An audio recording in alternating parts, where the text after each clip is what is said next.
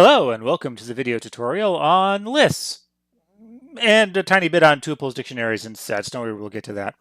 Now, when you download these files from GitHub Classroom, you are not going to see this code in the file. That is intentional. The only thing that you are going to see are the comments.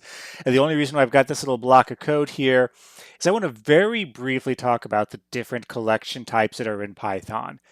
Now, for this class, we are only focusing on the list because that is the most array-like structure that Python has and will be the most relevant to learn when moving on to other languages like C++ or Java. But you can't deal with collections in Python without also talking a little bit about tuples, dictionaries, and sets. And so I just want to quickly go over this code. You don't really need to fully understand most of what's going on here. I just want to make sure that you are familiar with the high-level concepts of them, and then we're going to focus in on the list. So starting off, line 7, this is a list. You can tell it's a list because it uses the square brackets. When you create a list, you can either create it empty, as we'll see here in a little bit, or you can create it with a comma-separated list of values, which here I have hello world. Now remember from the other videos that lists start with index 0. It's the same for tuples as well, by the way. But a list always starts with index 0. So this hello is index 0. This world is index 1. And how we access that is by using the square brackets. So here on print line A, I am saying this is a list, square bracket 0, or how you typically pronounce it. This is a list of 0, meaning I'm going to print out whatever is in index 0, which of course is going to be the word hello. Now a tuple is almost identical, except instead of using square brackets, it uses parens. Other than that, the syntax seems to be perfectly identical. As a comma-separated list, I access it using the index values. And as you can see from my pre-generated output down here, actually, let me clear that. And run it one more time. Of course, the moment I hit record, I start getting that particular oddity. I'll talk about the missing hello there in a moment. So, as we can see, line A, hello world. Printing out index 0 from this is a list and index 1 from this is a tuple. The difference between these two is that a tuple cannot be changed. Once you create a tuple, you cannot modify the values that are inside of it. There are reasons for this. None that are relevant to this class, but there are reasons for tuples to exist. Another common collection that you will see is the dictionary. And a dictionary works on a key value pair system. Effectively, what the key does is it replaces the index value with the key. So the fact that word 1 now becomes the key for hello, and word 2 becomes the key for world. So as we can see on line B, this is a dictionary, word 1. This is a dictionary, word 2. Prints out the expected hello world. Again, very common collection, but not one that we are going to use very often. Now, the set is an interesting one. Like I mentioned, I got a bug here. It's just printing hello. Earlier, it was not doing this. It was printing hello world. It does this because unlike these other three, which are ordered, this is a list, this is a tuple, it's index 0, index 1. In the case of this is a dictionary, it's ordered by its key. The internal structure of that doesn't actually matter that much, but it's ordered by its key. So I can say this is a dictionary of word 1, this is a dictionary of word 2, and I can access the elements in there. A set is not like that. They really do mimic mathematical sets. You can think back to that level of math class. A set, unlike these others, is unordered. Just because this is the order in which I created the elements in the set, that does not mean that is the order it will actually be stored in memory. And so that's why I've got a bug here. Even though it's hello world, for whatever reason, when I go through this for loop to iterate over every element in the set, world is coming up first.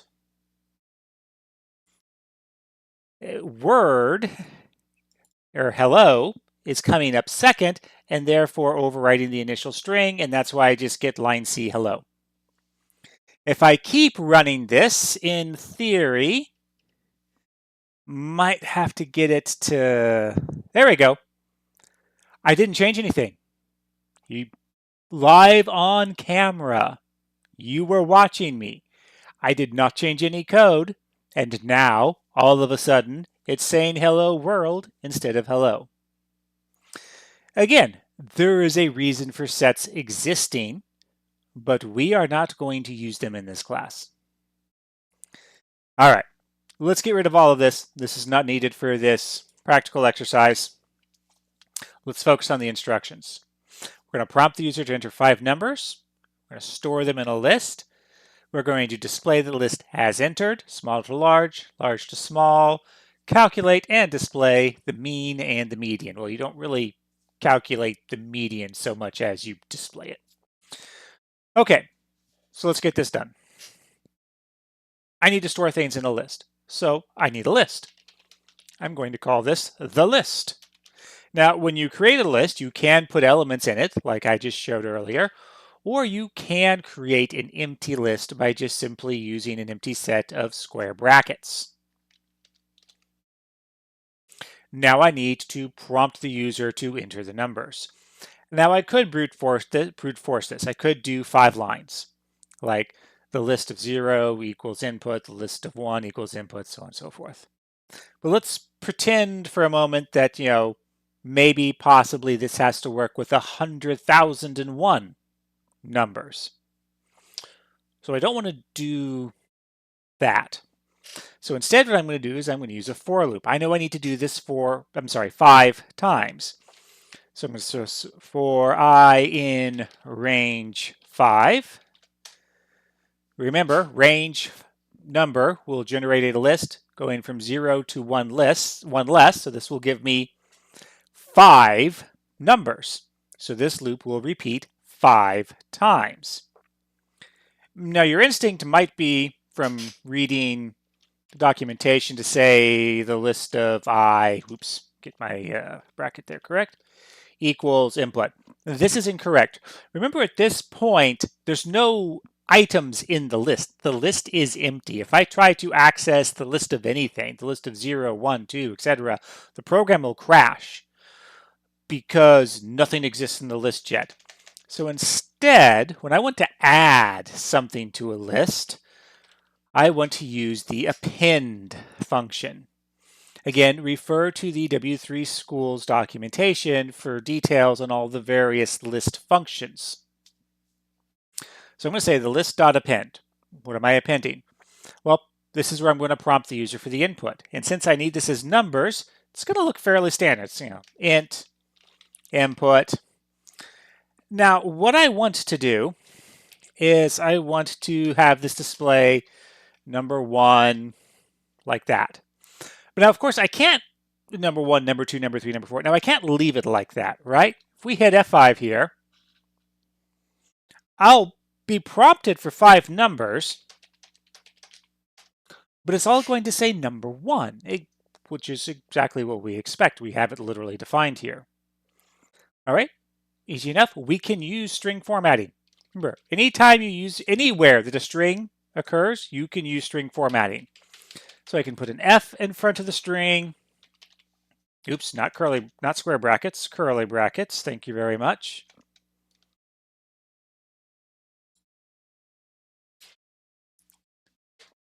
And now it's going to use the value I. Still not quite correct, because if we run it like this, it's going to say number 0, number 1, 2, 3, 4. And I forgot to actually hit the number there. But you get the idea. I don't want it to say number 0, 1, 2, 3, 4. I want it to say number 1, 2, 3, 4, 5. This is a common thing that you will encounter when dealing with arrays, as they're called in other languages, or lists in Python, is your I value, your index value is going to go from 0 to whatever. But for human readability, it's got to go from 1 to wherever. So it's a pretty simple fix. I'm just going to say I plus 1. Remember, this does not actually change the value of I. We're just taking the value of I and adding 1 to it and putting that number in here. And now it works as expected. Number 1, number 2, 3, 4, 5. All right. So we have our numbers. Let's start fulfilling the other requirements. Display the list as entered. Print. Format the string. Oh, actually, no. I'm not going to format this string. Sorry, got ahead of myself there. As entered.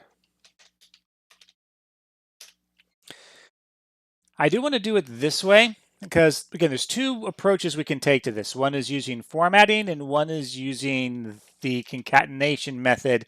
And there's a tiny little bit of a difference between these two. So this is perfectly valid code. Well, almost perfectly valid code here. Print as entered, and I'm going to concatenate on the list. Doesn't work, because if I run this, it's going to yell at me that the list is not type string. I can only add two strings together when I'm concatenating strings together, and we'll deal a lot more with strings after in a couple of weeks. So instead, what I need to do is I need to cast this to a string, which is why I'm doing it this way. So I can show you that to cast a number or an array to a string, it is str parentheses and whatever it is that you are casting. Now if I run this, there we go, as entered.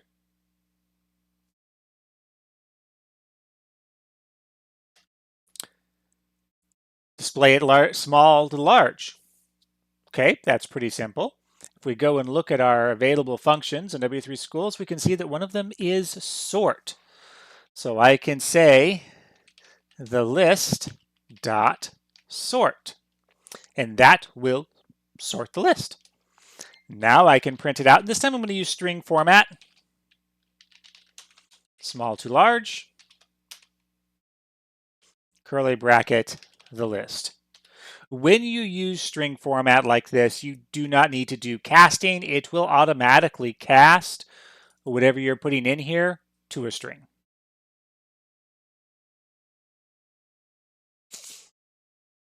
And before we run it again, just to save on a little bit of time here, we also need to do large to small, which again is sort. If we look at the documentation, we can see that there is a very convenient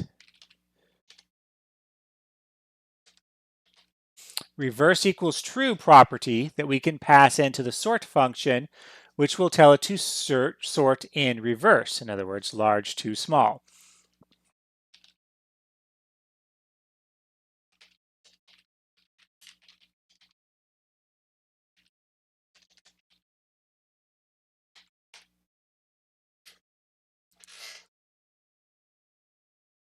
Now we can test this. So I'm going to run it. Remember that I need to be down here in the terminal. There we go. As entered, small to large, large to small. Last two items, median and mean. Remember, Median means the middle number. Now, you can calculate this. To save a little bit of time, and because it's not really the thrust of this particular demonstration, I'm not going to show the code for it. If I wanted to calculate it, it would be the size of the list divided by 2, take that number, and do the floor math operation on it. Remember, flooring from mathematics means that you drop the decimal. So 2.9 floored becomes 2.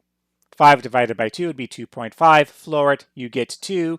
And sure enough, if I look down here, index 0, index 1, index 2, that is the index I need for the middle. So I can just simply say median is equal to the list of 2, because we could calculate that even if this was, say, 100,001. In that case, it would be index 50,000. Sum is a bit different. Again, we could brute force it, but we don't want to. I'm going to start off with initializing sum is equal to 0. And now I can use a for loop to go through and figure out, well, what is the sum? So again, I'm going to use the for I in range. There are other ways that you can do this, but this is the most similar to arrays for other languages. And therefore, this will be the method that will be the most transferable when you move on to other languages. So I'm going to say for I in range 5. And what I want to do is I want to take the sum and add in whatever the list of I happens to be. Remember, we're going to start at 0. So I'm going to add in the list of 0, the list of 1, list of 2, list of 3, list of 4, which is all the elements in the list. And then once that is done, I can calculate the mean as sum divided by 5, and then finally we can print it out. So I can say print f, the median is median, and the mean is mean.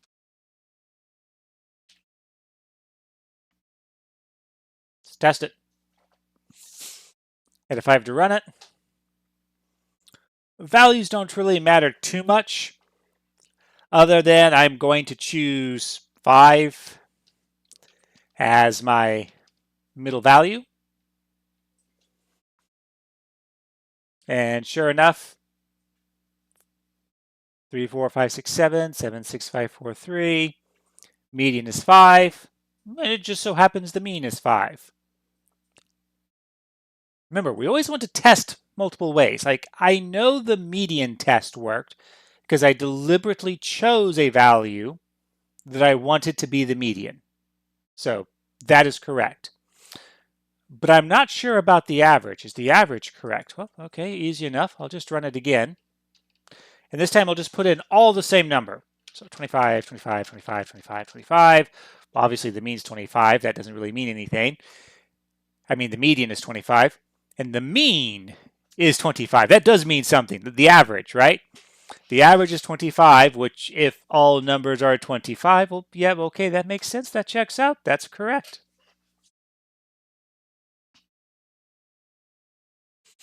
And that's the basics behind lists. So let's just review this real quick. We start off by creating an empty list by giving it an empty set of square brackets. Remember, you can initialize a list with pre-existing elements with a comma separated list of values here. I then use the for I in range to repeat a line of code 5 times, basically is my goal here. And I append the input into the list. Remember, append is what we use to add something to a list. And of course, because of how I want to have things formatted, I have to use I+1 here. Otherwise, I'd get number 0, 1, 2, 3, 4 instead of number 1, 2, 3, 4, 5. I can then use the string function to print out all the values in the list. Sort it, small to large. Remember, sort's default is always small to large. This time using string formatting to print out the list. And then if I want to sort a list large to small, I have to pass in reverse equals true. And then again, using string formatting to print it out. The median, I'm just grabbing the value from the list, but again, I could calculate that by size divided by 2, floor it. Initialize my sum to 0. And then go through for I in range 5, this time intending to use the I value as an index. Grab each value out of the list, add it into sum, divide it by 5, and that's my average, and then print the information out.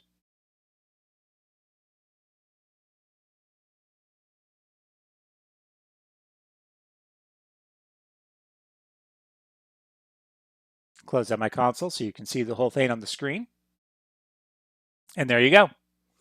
Make sure you get this entered in, running correctly, and you're good to go for the guided practice.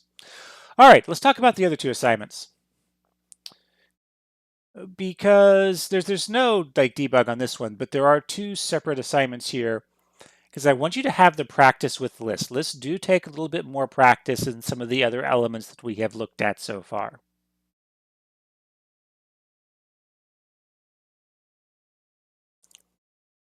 For food, you are going to prompt the user to enter in 5 foods, store the response in a list, display the list on one line, and then you need to calculate how many characters were entered and display this to the user. And that characters entered does include spaces, by the way.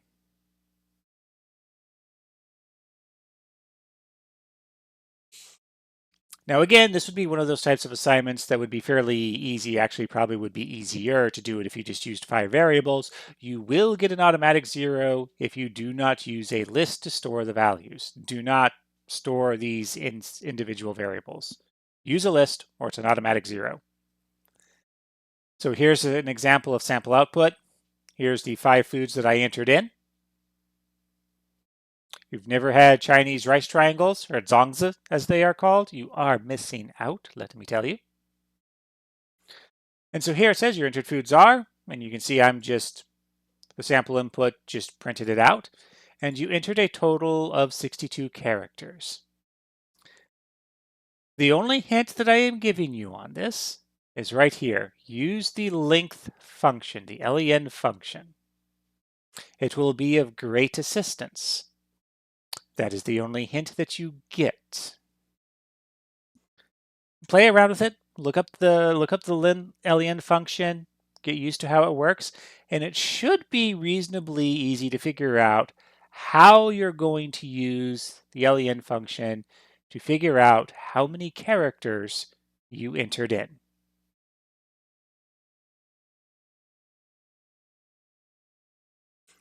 The other project, dueling lists. The general idea is you're going to create 2 lists of 10 random numbers between 1 and 50. You are then going to compare these lists and see which player won more times. High number wins. I'm not going to read all of this line for line. I'm just going to go over the sample output here, which, as I state, I am limiting this sample output to 1 to 9 just to keep it sane and a little bit easier to read.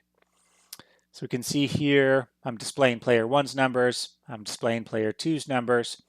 And if we go through, we can easily see that, okay, player 1 won this one, and then they won this one, and then they won this one, and this one, and this one, so a total of 5 times. And if I go through here and I look at player 2, one here, one here, one here, and one here, 4 times. Notice that neither player won on this round here. Both of them got a 1. This is a draw. Unlikely to happen for you, since there's only a 1 in 250 chance that that'll happen, but it could. Nobody wins the draw.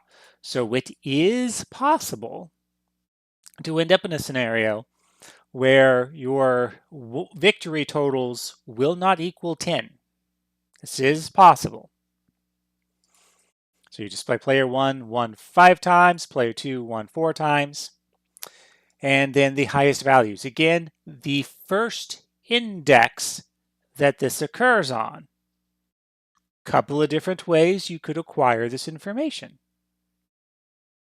Left to an exercise to the viewer.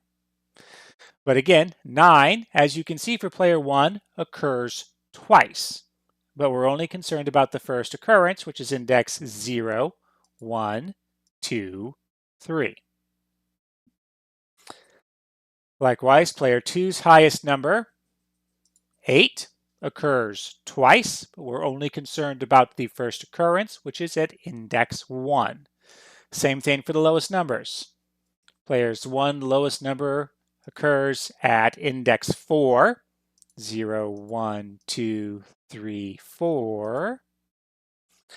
And player 2's lowest number occurs at index 5.